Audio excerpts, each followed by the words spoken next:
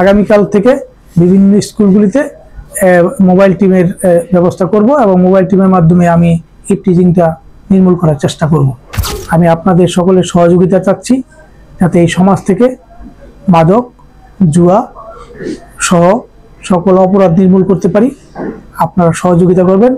আর আমি সেবাটা প্রান্তিক পর্যায়ে দরিদ্রদের মাঝে প্রত্যেক ঘরে ঘরে যদি আমি পৌঁছে দিতে পারি সেই সহযোগিতা করবেন। এবং আপনাদের কাছে যদি কোনো দরিদ্র লোক আসে, আপনারা আমার দরজা খোলা আছে, সবসময় সরাসরি আমার কাছে পাঠিয়ে দিবেন, আমি তাদেরকে সেবা দিব। আর সেবার মানসিকতা নিয়েই আমি এখানে এসেছি। ইনশাআল্লাহ আপনারা সহযোগিতা করলে আমি মানুষের সেবা নিশ্চিত করতে পারবো ইনশাআল্লাহ। আমরাও চেষ্টা করে যাচ্ছি যে কোনো অপরাধী যাতে কোনোভাবে পার পেয়ে না যায়, ইনশাআল্লাহ আমরা সেই ব্যবস্থা অবশ্যই সচেষ্ট থাকবো। আপনারা সহযোগিতা করেন ইনশাআল্লাহ।